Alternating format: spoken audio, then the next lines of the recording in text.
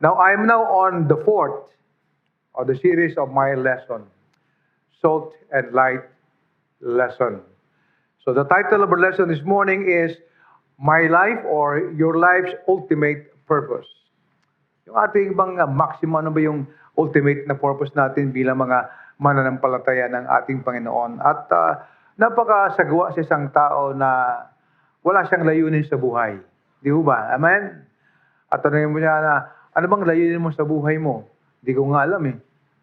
Right? Hindi mahirap kausap yung taong walang layunin sa buhay. Maganda po yung samahan po natin yung mga taong alam niya ang dahilan kung bakit siya nandito. Naalala ko po yung sabi po ni Mr. Mark Twain. Sabi po niya, there are two important events or days in the life of a person. The first is the day he was born. At ikaw at ako, two important days. Una, the day I was born. The day we are born. Pangalawa, the day he knew why he is born. Okay? Ang pangalawang bagay daw, sabi niya na mahalaga sa buhay ng tao, una, the day he was born, and the day he discovered the reason of why he was born. At marami mga tao hindi niya alam yung pangalawa. Alam niya lang yung birthday niya. Di ba? Kaya nagse-celebrate po tayo ngayong umaga. We sing a birthday song. Itong ating mga kapatiran. At nawa po, ganoon din po tayo. Ang pinakamahalaga po natin ay alam natin ang reason bakit tayo naandito. Right? Alam natin na meron tayong layunin sa buhay kung bakit tayo naandito. So kaya po ang ating pong tema is My Life Ultimate Purpose. Ano ba yung pinaka layunin ng ating buhay? Sabi po ng ating talata sa verse 18, one word, one phrase lang po ito, o one verse, sabi po ni Solomon, where there is no vision, the people perish. Where there is no vision, the people perish. But he that keepeth the law, happy is he. Now, ang book of Proverbs are book of observations that becomes wisdom. Nakita ni Solomon ang mga takbo ng buhay ng tao at natutunan po niya yung karunungan, katalinuhan sa mga bagay po na yan. Kaya kung babasahin po natin ang book of Ecclesiastes and Proverbs, even in a very minute things, obserbahan po ni Solomon. Could you imagine yung pati yung takbo ng mga langgam ay kanyang pinag-aralan, no? Ang sabi niya doon sa mga tamad, yung ikaw na tamad, tingnan mo yung langgam at tuturuan ka nun. Could you imagine, no? Yung maliit na langgam kanyang inobserbahan, sabi niya, oh, tamang-tama ito sa mga tamad. Thou sluggard, go to the ant. Meron tayong matututunan. Tayo mga Pilipino, di ba? Alam natin, ang mga langgam, masisipag yan eh. Nagtitipon po yan sa panahon ng tag-araw, sapagkat sa panahon ng tag-ulan, hindi sila makakagala at maghanap ng pagkain. So, nag-iimbak na sila ng pagkain nila. Di ba? Amen? Walang gutom sa buhay ng masipag na tao. Tama po ba? Amen? Kaya lang mga Pilipino, medyo talagang malikot ang utak eh. Binago yung kawikaan.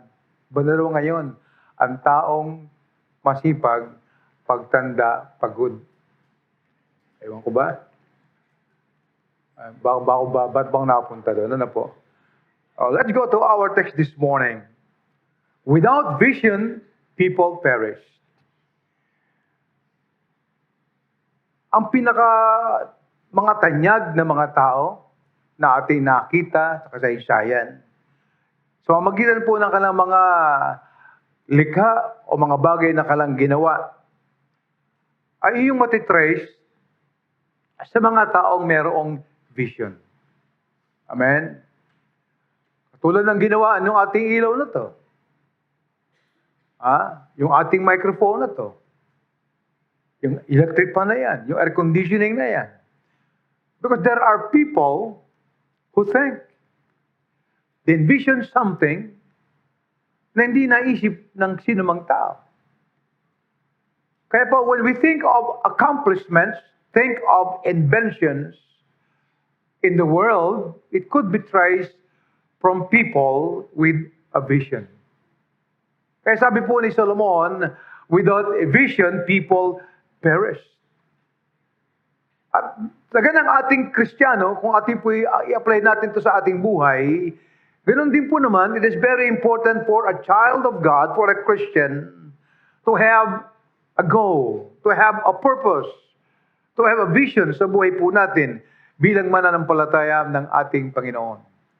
Now, as being applied in our text, yung pong chapter 29, makita niyo na po agad po dito yung ilang mga pahiwatig ni Solomon patungkol po sa kanyang sinabi na without vision, the people perished. Ang sabi po ng ating talata, without vision, the people perished. Bakit nga po? Sapagkat ang mga taong walang nais abutin ng buhay niya, ay sila yung mga madalas, bandang huli, hindi nakikinabang sa panahon. Ikinapapahamak niya yung kanyang kawalan ng pagbabantay o kawalan ng paghahanda. Sa pamilya po natin ay ganoon din. Madalas, umaasa tayo sa ating karunungan. Sabi po kung apply po natin to sa ating pamilya, sa ating pong mga anak, sa ating pong mga pananalapi, napakalaki po na, napakalaki po ng katuruan na sinasabi ng ating talata. Ano po? Without vision, people perish. Kung kaya nga, it is a very great blessing na ikaw at ako ay mga mananampalataya ng ating Panginoon. Do you believe that being a Christian is a blessing? Amen? Being a child of God is a great blessing? Being a person who has eternal life is the greatest blessing of all. Alright? Yan ang pinakadakilang biyaya na meron po tayo mula sa ating Panginoon. Na ikaw at ako ay mananampalataya ni Kristo, alam natin ang salita ng Diyos, meron tayong buhay na walang hanggan, meron po tayong langit na ating patutunguhan. One of the blessings of being a Christian is that we have a purpose. The Scripture is teaching us what is the purpose of life, what is the purpose of living. Anong layunin ng ating buhay? Anong layunin po ng buhay po natin?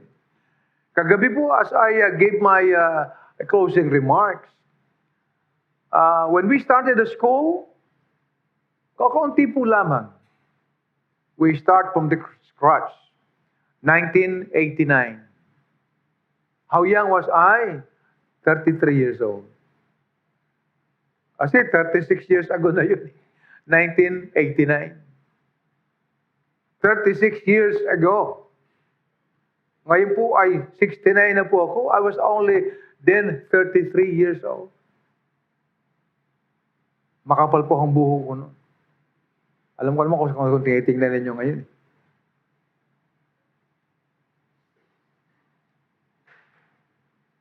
And why do we have the school? Because of the vision. Right? Because of a vision. Because of something bigger than my vision. Para po sa ating gawain, para po sa gawain ng ating Panginoon. At marami pong mga magulang tayo nandito. Ang ating mga anak ay napag-aral na dito. Those 33 years or 36 years, we encountered so many things that may stop us continuing.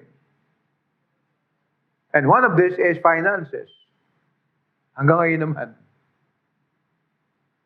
And yet, we count on the unfailing provision of God.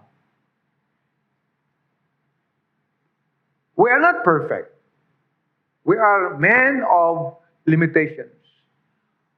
Natatakot kami sa mga failures namin. How come if we will not do this, we cannot do this, we cannot do that? Pero ang Diyos po ay matapat. Di po ba? Tinutulungan niya kami sa aming mga kahinaan, sa mga bagay na hindi namin kayang gawin.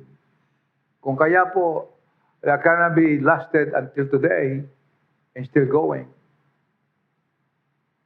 Amen? And we never think of just for the present. We think of the future. We think of the future.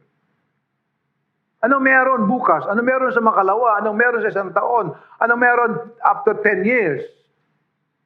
Ano meron after 20 years? Ano meron after 30 years? Why? Because we believe the future is in the hands of God. Amen? Now, to start with, I want to share with you what is our vision. What is our vision? I want to share with you another references from the book of Mark. And from here we would start our purpose in life. Mark chapter 12. Mark chapter 12. Simulan po natin po dito sa layunin ng buhay natin. Because there is no greater purpose. There's no greater dream. There's no greater goal than this purpose. Mark chapter 12, babasahin po natin kapatid ang ating talata. Mark chapter 12, tingnan po ninyo ang inyong mga Biblia. Tingnan po natin. Sa verse 28. I want you to follow me because I will be using this in reference to our topic this day, your life's ultimate purpose. In verse 28, one of the scribes came, and having heard them reasoning together, and perceiving that he had answered them well, asked him, which is the first commandment of all? Ano ba yung pinakaunang kautusan, sabi ng mga eskriba? And Jesus answered him, the first of all commandment is, Hear, O Israel, the Lord our God is one Lord. And thou shalt love the Lord thy God with all thy heart, with all thy soul, with all thy mind, and with all thy strength. This is the first commandment. And the second is, namely this, thou shalt love thy neighbor as thyself. For there is none other commandment greater than this. Greater than this. Now, how can we discover? Paano natin madidiscover? Paano natin malalaman, kapatid? What is the ultimate goal? What is the ultimate purpose ng buhay natin, mga mananampalataya ng ating Panginoon? Tayo bilang mga magulang, meron tayong layunin para sa ating pamilya. Mga kabataan, ganun din. That's why you study. That's why you dream. That's why you aim high, sapagkat meron kang layunin. Now here, the Lord directed us to the greatest or ultimate purpose ng buhay ng tao. And we call that the imperative purpose. The imperative purpose.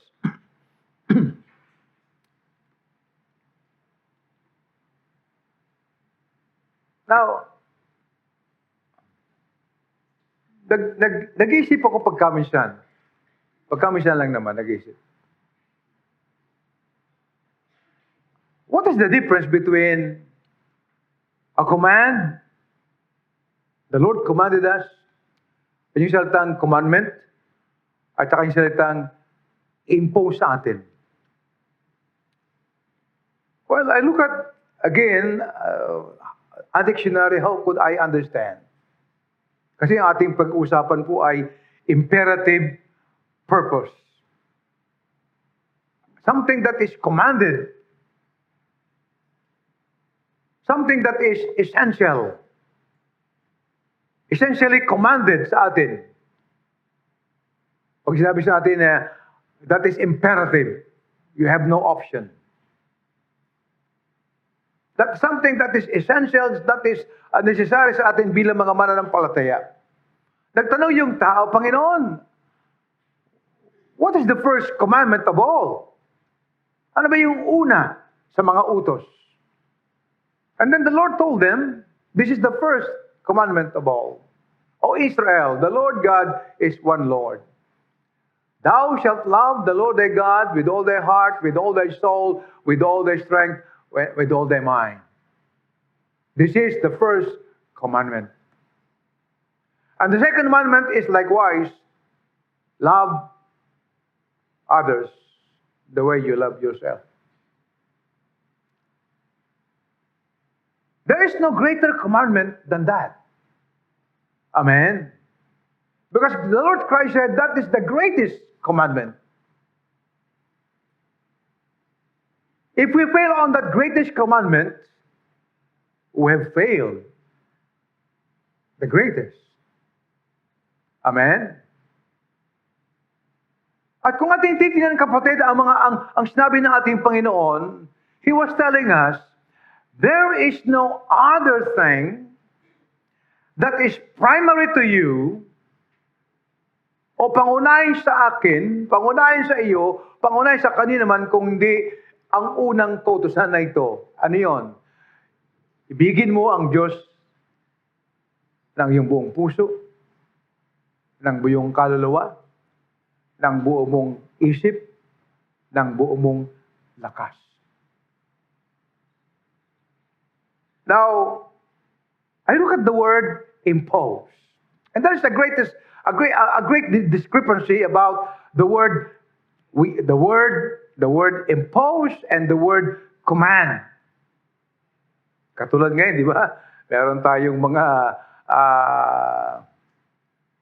economic war all over. Okay? Especially yung nangyayari ngayon sa global trade, di ba? Nag-impose yung Amerika sa China, yung China, ganon din. Well,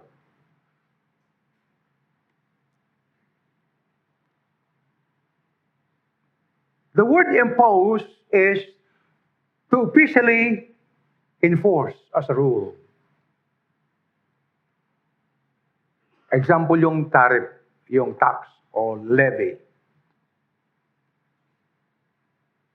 Kaya nag-impose yung Amerika sa China, ganito. Tinaas ng China yung kanila, biniligdan ng Amerika, ginawang 245%. Woo!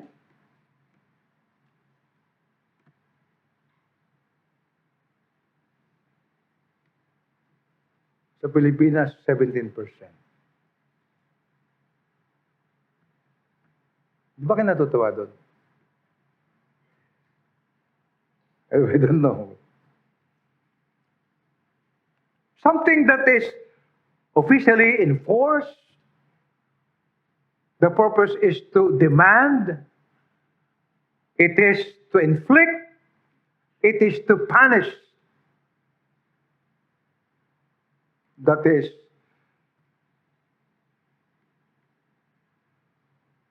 the connotation of the word impose. But the word command is different. Legally, on a judicial word, it means a judicial remedy. Common law system consisting of order or command to perform an act legally required or refrain from performing an act. Yun yung legal way of looking at command. And then biblically, it has the essence of having an authority towards a people. To govern, authoritative order. Its purpose is different. It's not to suppress, it's not to punish, it is not to inflict. Rather, it is to bless. You see, when we look at the Word of God, that God said, Christ said, this is the first commandment. You shall love the Lord thy God with all your heart, with all your mind, with all their strength, and with everything. You know what? It is for our blessing. Amen? It is for our good.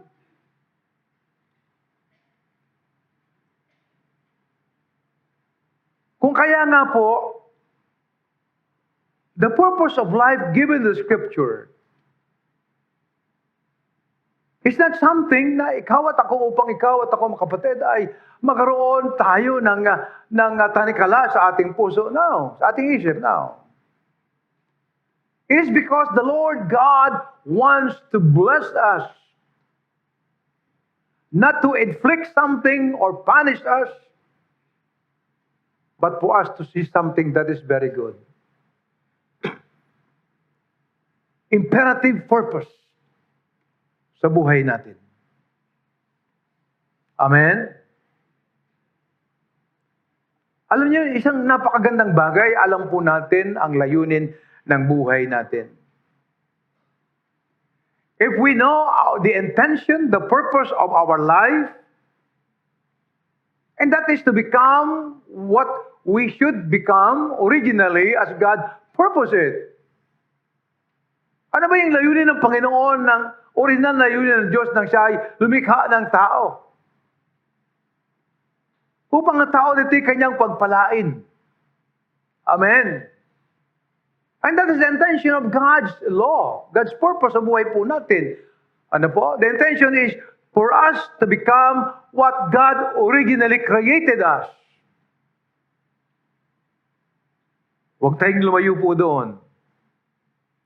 Ikaw at ako, kapatid, ay nilikha ng Diyos at upang ating punuan ang mundo na ito, sapagkat alam ng Diyos na ikaw ang gagawa po noon. Amen? Nothing could fulfill it but you. Nothing could fulfill it but me. Di ho ba, amen? Walang gagawa nun kundi ikaw. Kung kaya dapat na makita po natin, what is the purpose of my life? The imperative purpose of our life. Look at this.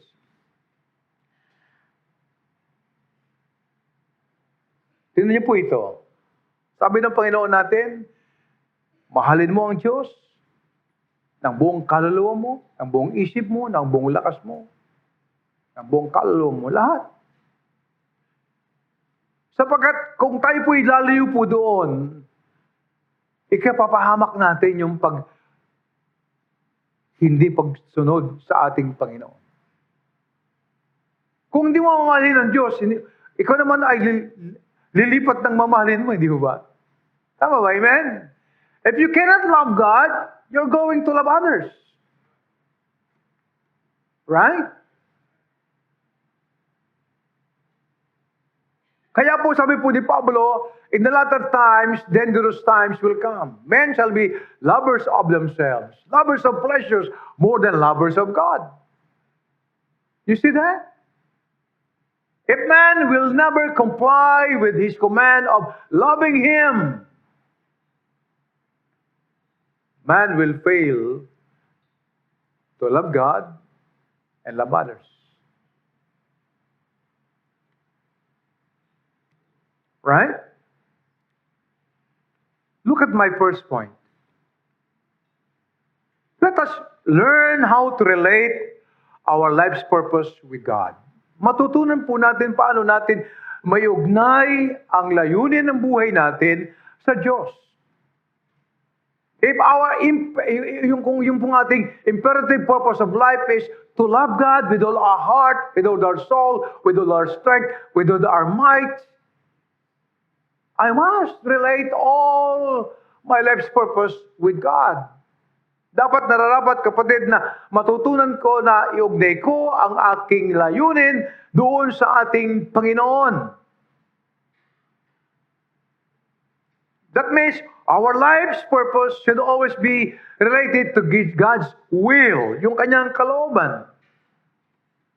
Kaya ang tanong po natin is your life purpose relate to the first commandment? Yung layunin ba ng buhay po natin nakaugnay doon sa unang kautusan, that is the greatest of all commandments? Doon ba kapatid nakaugnay yung layunin ng ating buhay? That is to love God with all our heart, with all our soul, with all our mind, with all our strength. Amen? Because if we fail to love God and fail the greatest purpose in life, kapatid, ano mangyayari sa buhay po natin? We will fail to be like Him. We will fail to be loving. We will fail to be giving. We will fail to be forgiving. Because that is what God is. Sapagkat ang layunin ng Panginoon ay mistulang compass ng buhay natin. You know what is a compass? Kung ikaw ay gumagamit sa ibang lugar ka, diba? Hanapin mo yun, nasaan naman akong lugar?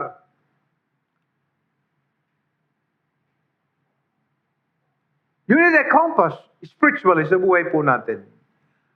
That will direct us to the fulfilling and satisfying purpose of life. Ano ba yung masayang buhay? Saan ba ako makakatagpo ng patagumpay na buhay? At po yung layunin ng Diyos, kapatid, yung kanyang first commandment, na dapat po nating iugnay ang ating layunin doon. Na siya nagdedirect sa atin sa isang buhay na masaya, buhay na matagumpay, buhay na walang kahapisan. Yan po ang buhay po natin. Kung kaya marami mga tao po in search of self-fulfilling, satisfying life, they fail to do that. Instead, nandun ang kawalan, nandun po yung emptiness, nandun po yung as if they are living in a limbo. Na wala po silang kayang gawin, marating sa buhay po nila. Amen? There is nothing satisfying and fulfilling outside God's will. Wala po. Walang kabuluhan ang buhay natin, kapatid. Instead, andun yung wala po tayong kapayapaan, andun po yung tinatawag nating natatakot po tayo. You know why? Sapagkat alam natin na wala tayo doon sa ultimate or imperative purpose ng ating Panginoon. Why imperative? It is because we are commanded by the Lord. You shall love the Lord, the God, with all the heart. Amen? You should love the Lord, thy God. That is our imperative purpose of life. It is commanded sa atin, mga kapatid, na ikaw at ako, we should relate our life purpose with God. Amen? Ano yung layunin niyo sa buhay ko? Sapagkat doon mo matatagpuan ang layunin ng buhay mo. Sa pag-ibig, mahalin mong Diyos at ang Panginoon ay maghahayag sa iyo ng kanyang kalooban, and then you will find yung fulfilling and satisfying purpose ng iyong buhay. And then not only that, we are only to reach out for others as your life's purpose. Going back to the second command. Second imperative purpose ng buhay po natin. Ang sabi natin, Panginoon, you should love others as you love yourself. Ang sabi ng ating Panginoon. So the second command of Jesus gives you another clue of life's purpose. Ano yun? Loving others as you love yourself. Amen? You know why? Because when we learn to love our fellow men, we can relate to others in a good terms. We could learn to relate with them God's purpose in their life. We could learn to do our duty as a Christian to them. Di ho ba, amen?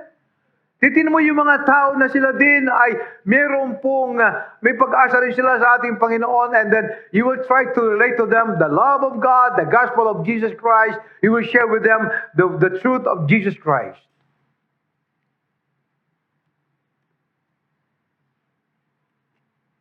Hindi, masama ba yung mahalin natin ating sarili? No. But you know what? Jesus Christ did not include it. You know why? Bakit po kaya? Well, I believe that the Lord Jesus Christ realized that there is a relationship between your ability to love others and your ability to love yourself. Ephesians chapter 5, verse 29. Tingnan po yung Bible po ninyo. Ang sabi po niya natin, sabi po ni Pablo, ito po ay patungkol sa relasyon ng asawang lalaki at babae. Sabi po ni Paul doon sa Ephesians chapter 5, verse 29, for no man ever hate his own flesh, but nourisheth and cherisheth it. Kaya sabi natin, Panginoon thou shalt love others as yourself. How do you love yourself? Of course, dinadamitan mo yung sarili mo. Pinapakain mo yung katawan mo. Inaayos mo yung sarili mo, di po ba? You see, sabi po natin, Panginoon, love others as you love yourself.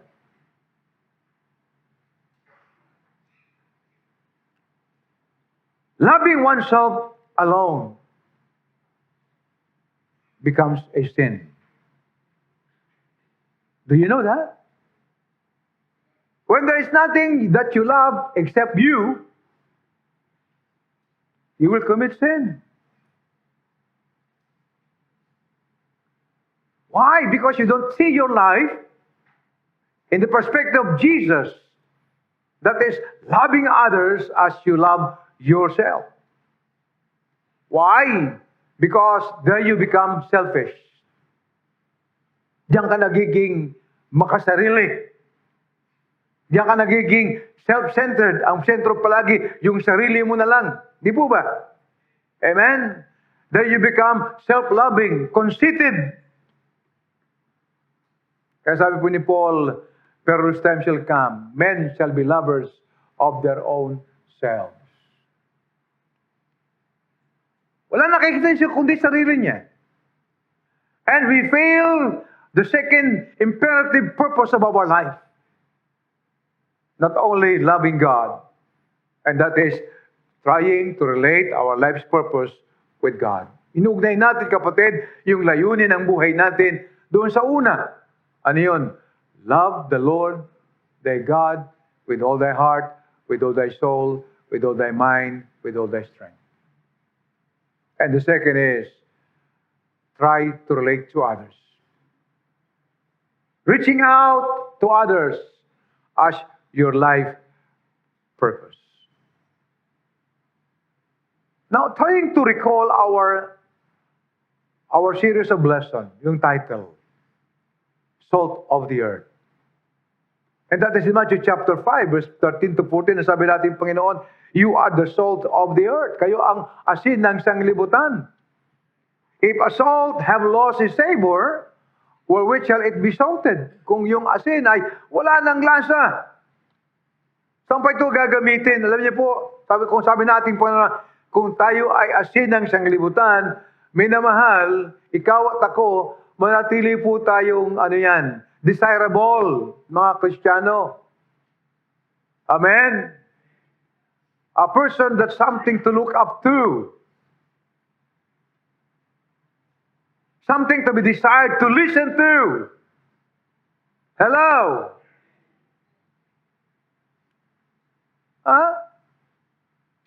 Katulad ng asin na pampalasa, pampasarap.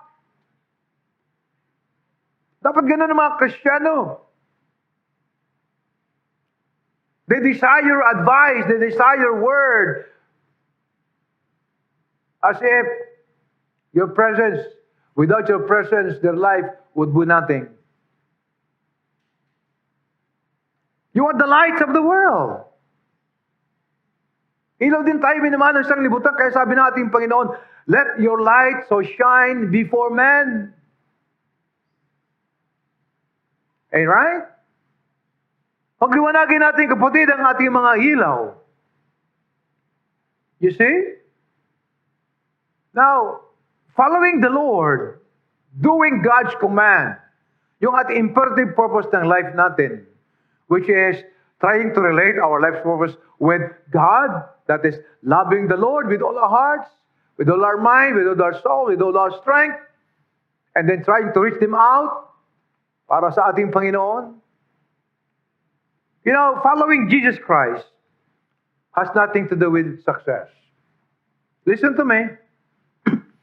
Ang pagsunod sa ating Panginoon has nothing to do with success.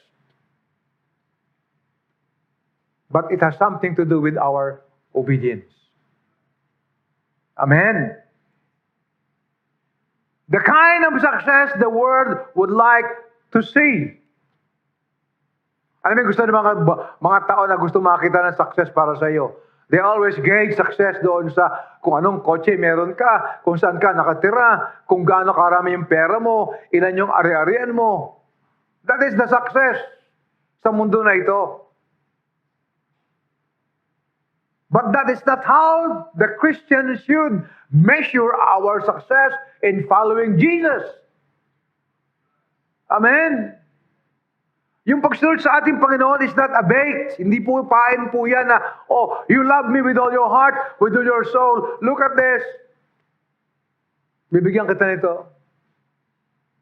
That's not a bait.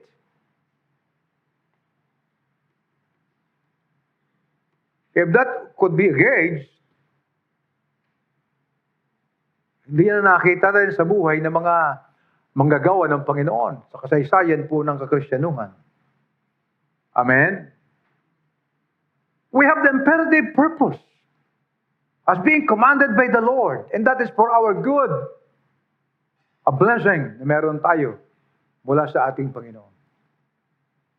In the book of Deuteronomy, the Lord said, I will now give you two things, a blessing and a curse. A blessing if you will obey, a curse if you will not obey. There is always blessings in loving God. Hello? There are always blessings in relating our life's purpose with God's purpose. Always a blessing. Secondly, the need for intervention. Ang sabi ng Bible kanina sa ating pong teksto, without vision, people perish. Without vision, people perish. Kung walang vision, ang tao ay napapahamak. Ano po? At yan po ay na-apply po natin sa marami mga pagkakataon, mga bagay na nararapat sa buhay po natin. Upang atin pong matagumpayan, gawin ang kalooban, kapatid ng ating Panginoon, at atin pong gampanan yung plano ng Diyos sa buhay po natin, it is very important, kapatid, na ikaw at ako, makita natin ang role, ang part ng kanyang kalooban sa mamagitan ng kanyang banal na salita.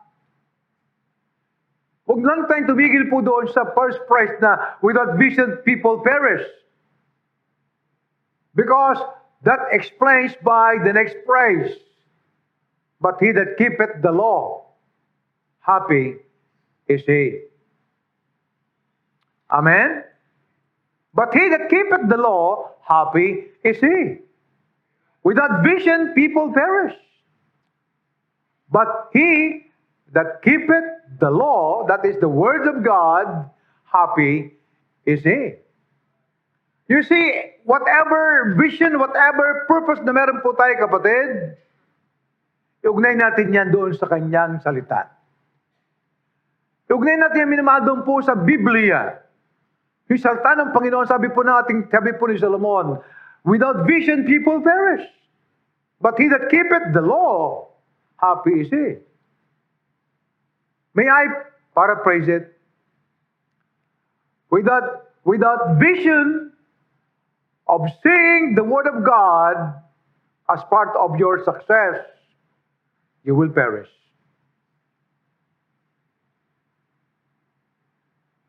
Amen? Kung kaya sabi natin, Panginoon, kay Joshua chapter 1 verse 8, this book of the law will not depart out of your mouth, but you shall meditate therein day and night. that thou may observe to do all things that is written therein. For it shall make thy way prosperous, and you shall have good success. Amen? Life's ultimate purpose. Lord, what is your purpose in my life? Now, I know your purpose in my life, Lord, but I need something. That is what our point is, the need for intervention. The need for intervention. Pangailangan ng mamamagitan sa atin, minamahal. Kaya po sabi ng Biblia, kung walang vision, ang tao ay mapapahamak. Ngunit siyang tumutupad ng kanyang kautusan, siya ay masaya. Amen? Look at this. To achieve God's given purpose and to accomplish God's plan, it is important or it is necessary na meron po tayong malino na pangunawa. What is God revealed purpose? And to differentiate it from self-conceived purpose ng buhay natin. A clear understanding of God revealed purpose rather than self-conceived purpose.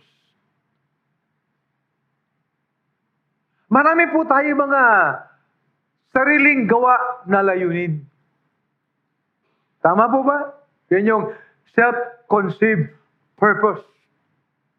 Marami tayong sariling likha na layunin ng buhay mo. And because of that, you failed the greatest commandment and purpose ng ating buhay.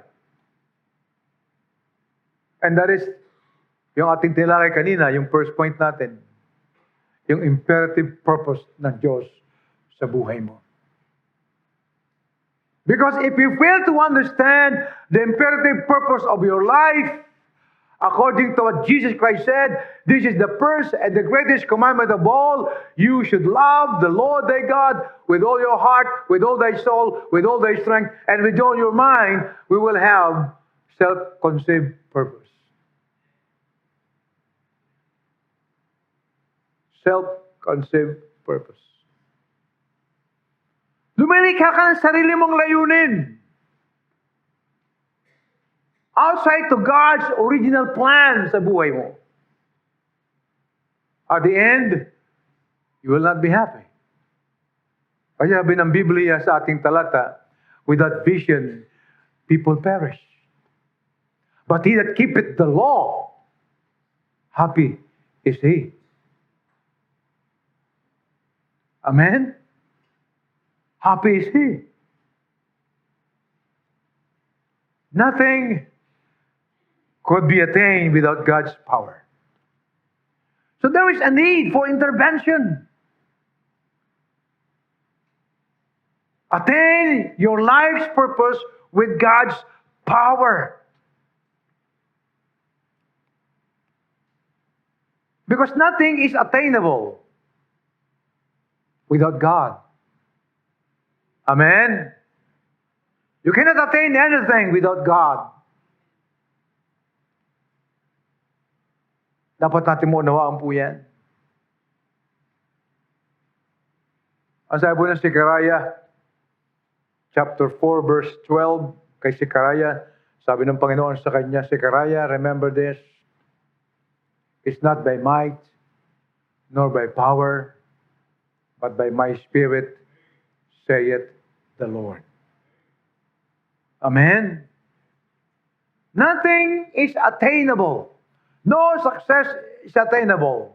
No joy is attainable. No peace is attainable. No real purpose is attainable without God. Kaya po sabi po ni Solomon, without vision, people perish. But he that keepeth the law, happy is He. Ang Biblia po'y nasa atin. Tangan mo palagi ang Bible. Kinakot mo ang Bible, nasa atin. Sunday school natin, preaching every Sunday. And that is what could make your life's purpose fulfilling and satisfying. Kung ikaw at ako, kapatid, manatili tayo doon sa utos ng ating Panginoon, He's not imposing you something as a punishment. No. But rather, something that would make our life successful. Happier. Enjoyable. Amen? Hello? Ano sabi ng Panginoon kay Joshua? It shall make your way prosperous. You shall have good success. Huwag kang lumayo doon. Nandyan sa salita ng Panginoon ang presensya ng Diyos natin. Kapatid, attain your life purpose with God's power.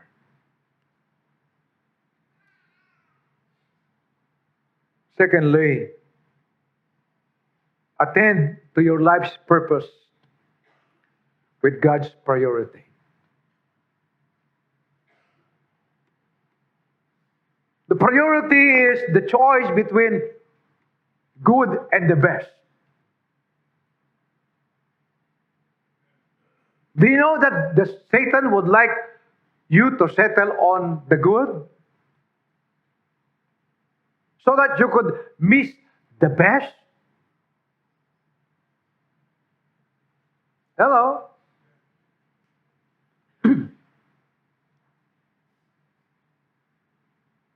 Satan tempted Eve to settle on the good. In Genesis,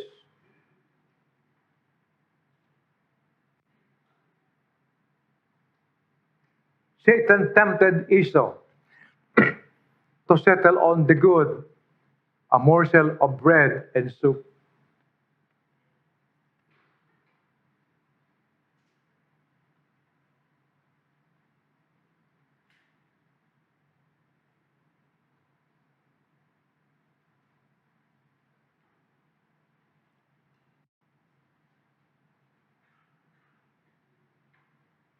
Ang layunin ng ating Panginoon will provide us our daily provision or direction. So that we could determine our priorities in our life. Our priorities. May mga ilang mga tao, kapatid, they spend their lives trying to be successful. Others decide wealth or fame, tagumpay o kayamanan. Still others attempt to be happy, to find happiness.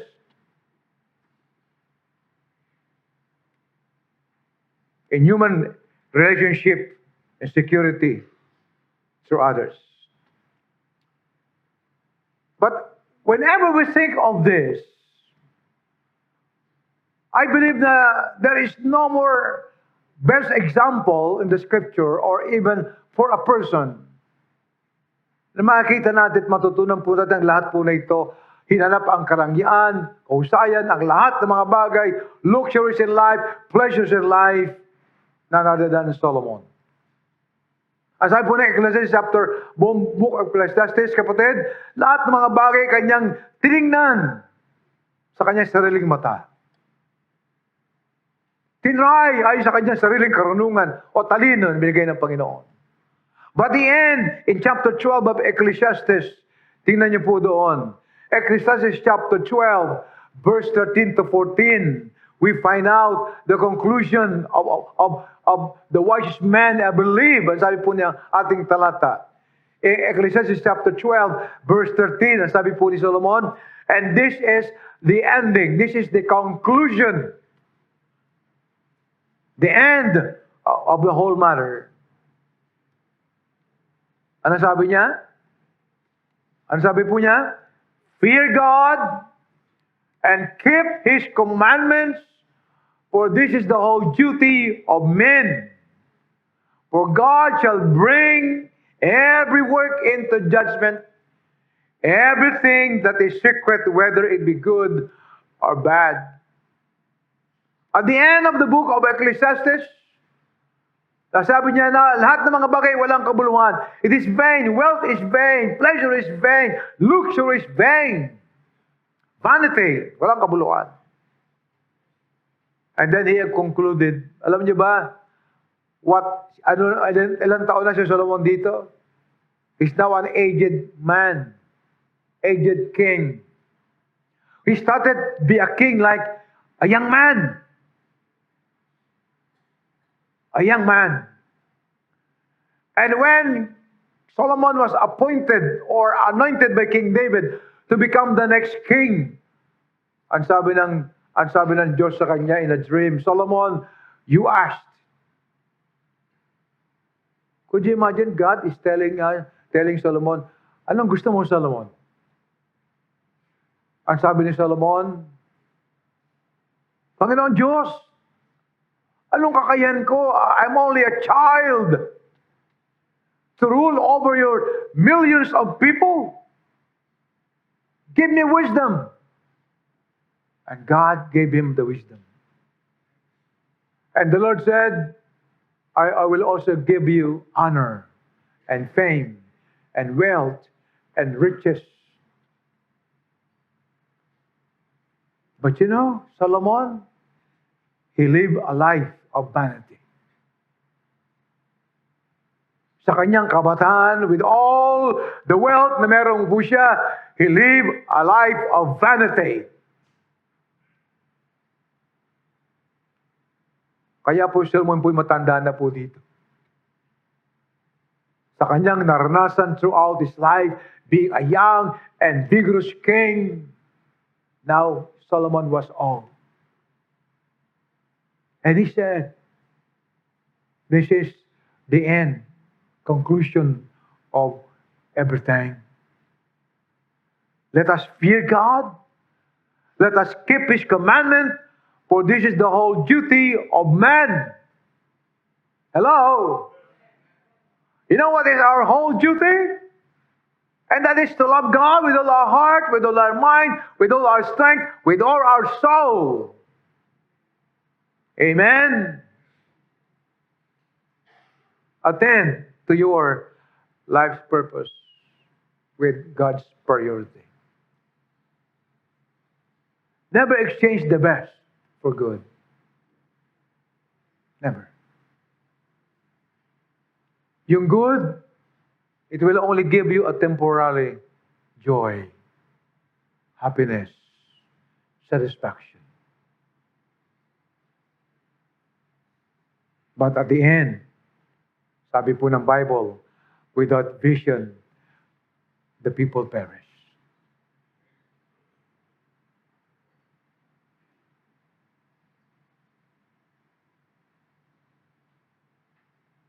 See Esau? He settled for good, a piece of meal, but then lose his birthright. And at the end, he lost the birthright of a firstborn. A blessing na narapat po ni kanyang maranasan. Ganon din tayo eh. Minsan nagsisettle ka na, okay na ako dito. But now God deserves, God, you deserve the best from the Lord. Not the good of the world, but the best from the Lord. Amen. The best from God. Right? Kaya tayo mga magulang, tayo mga kabataan, tayo pong mga mananampalataya, aim natin hindi yung good lamang, kundi po yung best para sa atin na mula sa ating Diyos. Amen. Attend to your life purpose with God's priority. What's my priority? Go back to the imperative purpose ng iyong buhay. That is your priority. And then number 3, investment of life's purpose. Your life's ultimate purpose. There are three things you consider here. Why some people are investing. Why some people are prone to invest.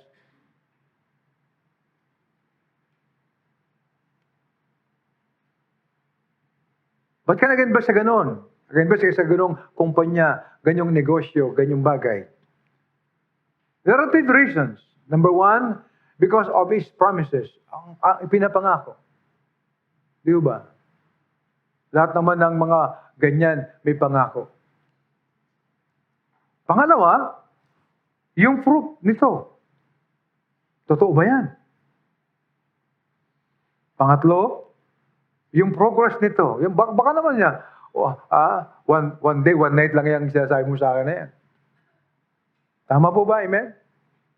So the promise, the proof, and the progress.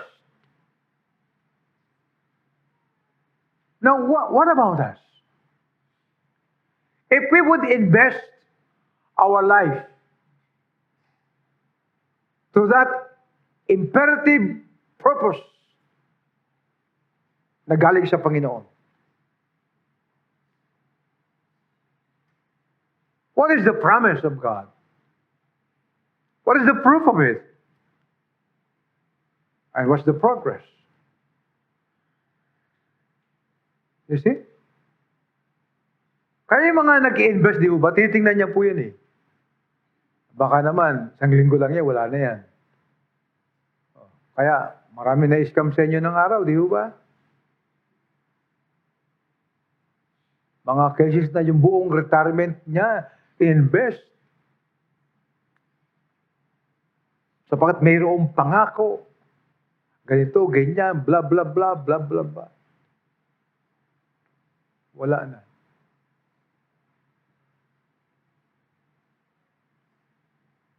Tama? Masakit. Tanggapin.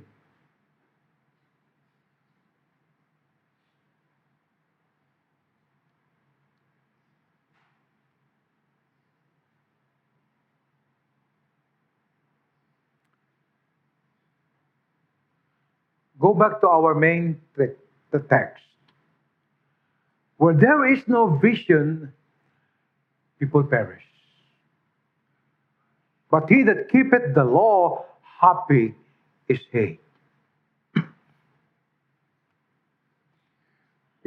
Here comes our problem.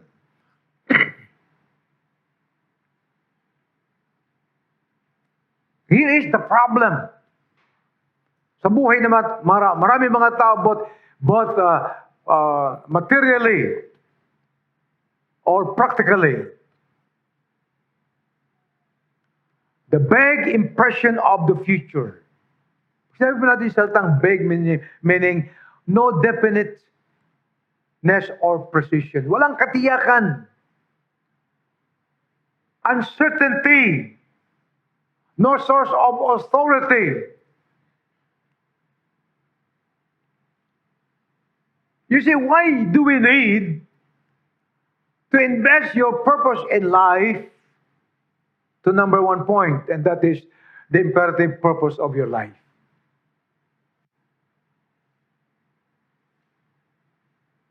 Is there a source of authority? Why? Yes, God is the source of authority.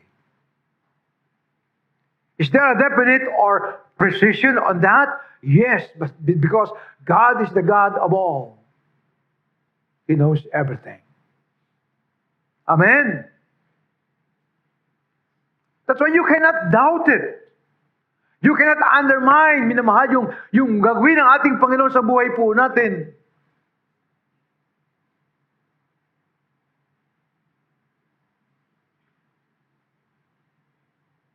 Yun, nakakatakot po yung nagawa ng ibang mga tao na yung lahat na sa kanya pinagkatiwala na, then suddenly, bang! Because of the vague impression of the future. Oh, yayaman ka dito. Every 3 months meron kang dividendo. Ikaw naman, medyo merong konting, ewan ko nga ba, ewan kong sabihin.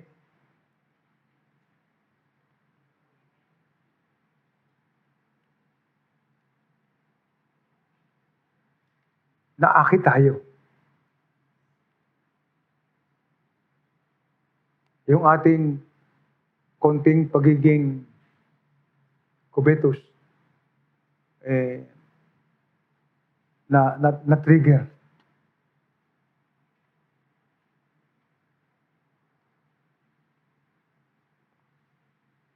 And when we think of today, tomorrow, and eternity,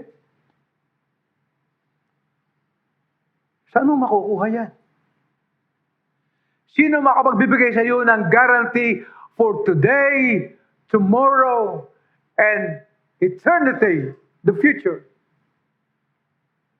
No ever, no company ever, no man ever, but God only. Amen. Only God can assuredly guarantee your today, your tomorrow, and your future. In God, there's no vague impression of future, but rather sure. Amen. Kaya alam niyo, nakakalungkot sa maraming Kristiyano hanggang ngayon naghahanap pa eh. Still digging and searching. It's already there in the Scripture. Nandun na salita ng ating Panginoon. The imperative purpose of your life is to love God with all your heart, with all your soul, with all your mind, with all your strength, and nothing more. Amen. Nothing more.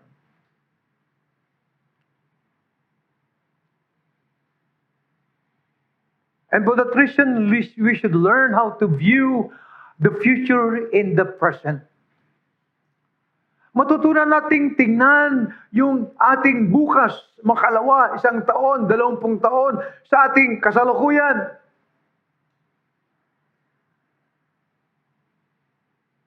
Amen. You entrust today your family to the Lord. You entrust to God your today. And God will guarantee your tomorrow. So when we decided, as we pray, Lord, lead us for the school, 1989, thinking of the future in the present.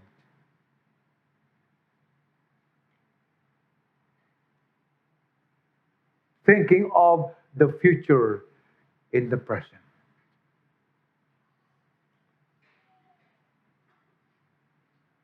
Amen. How can we do it? We view it in the eyes of faith.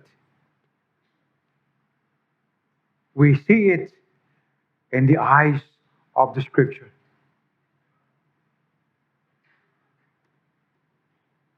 Kaya 36 years ago, we envision the future in our present time.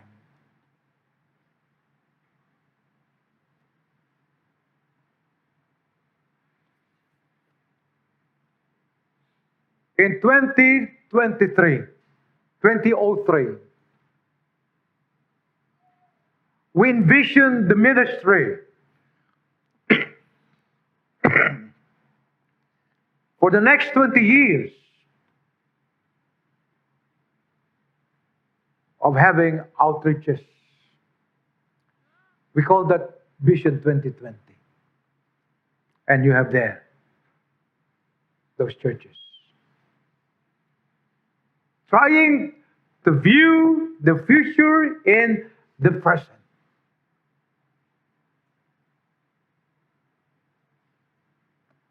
Amen.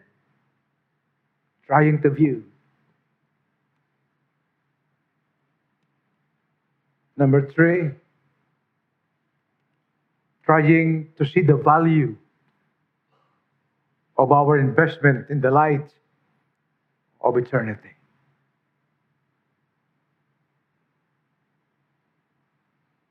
You value your investment in the light of eternity.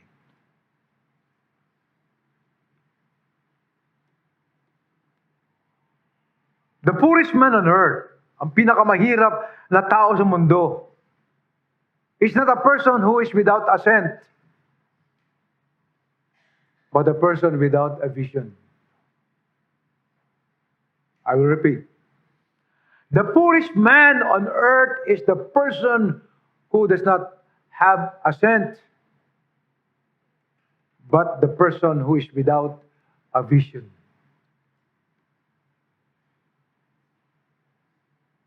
Because even the poorest man with a vision will become the next billionaires.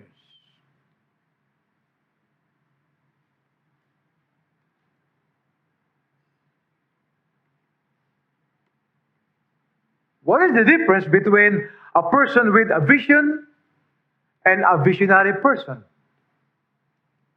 Can you tell me?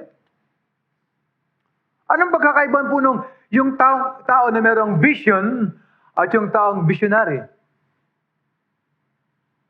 Minsan sabi sa akin ng mga tao, Pastor, visionary ka. Although magandang pakinggan, but in reality, pangit yun. You know what is the difference? A person with a vision talks little and does much.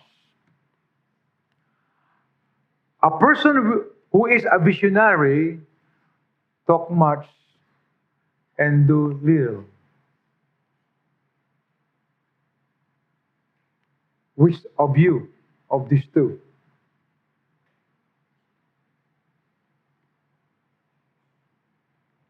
Let me close our message with this. There was an English missionary, Dr. Robert Moffat. He took a furlough in England from South Africa. And then he was telling about the dark side of Africa. How the people live, paano sila mabubuhay. And then among those who listened to him on the story of Dr. Moffat was a Scottish man named David Livingstone. And by the time David Livingstone was studying to become a doctor,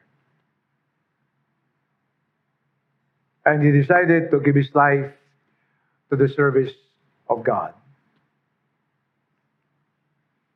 But just how and where he could make himself most used by the Lord, hindi niya alam kung paano at kung saan siya gagamitin ng ating Panginoon. His first plan is to go to China and become a missionary. But he was prevented because of some issues. But as he listened to Dr. Robert Moffat, the incidents na kanyang nadinig, it becomes a meditation sa kanyang isip at puso. As Dr. Moffat said, there is a vast plain to the north where I have sometimes been and seen the morning sun, the smoke of 1,000 villages where no missionary has ever been. Those words, smoke of 1,000 villages, ay hindi nalimutan ni David Livingstone. Here was something worthwhile, something that he longed for, where to go and become a missionary. He filled that empty place with an answer. And on the part of David, a new vision from the Lord. Dr. David Livingstone stayed there all of his life. And he even died there. At yung kanyang labi ay dinala doon sa England. And all over England, people crowd to that place, giving honor and respect to a great missionary, David Livingstone. And there was a man, very noticeable, crying, sobbing, crying loud. And it was known that that man was one of the best friend of David Livingstone. These two go together in college. David Livingstone telling him, you know, I want to be a doctor and I want to serve the Lord. I want to become a missionary. At sabi niya, David, you're a fool. We can be rich. We can be something with our profession. So this man became rich. And he was sobbing, he was sobbing, he was sobbing. And the people noticed him. And somebody said, Sir, why are you crying so much?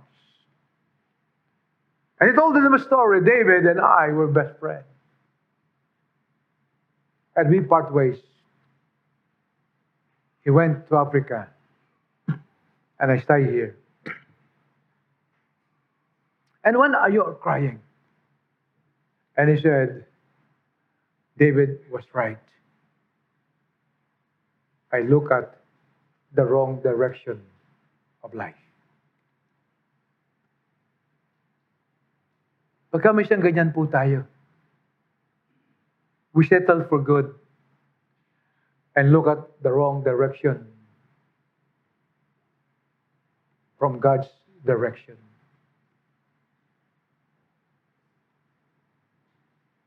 Amen. Our life's ultimate purpose is God. God. Love Him with all your heart, with all your soul, with all your mind. Shall we pray and we will pray. Praise the Lord.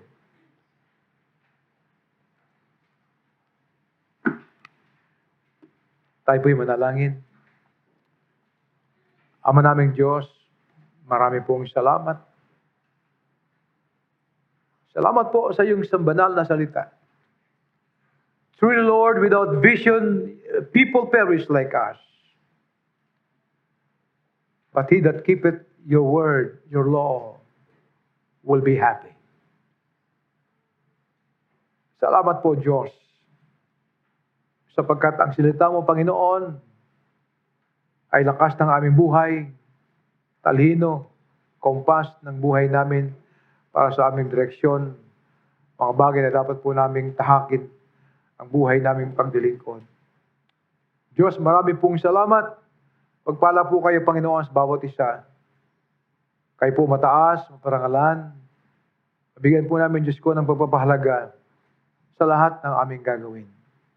Sa banal na pangalan ng aming Panginoong Jesucristo, ito po ang aming dalangin, and God's people will say, Amen. Thank you.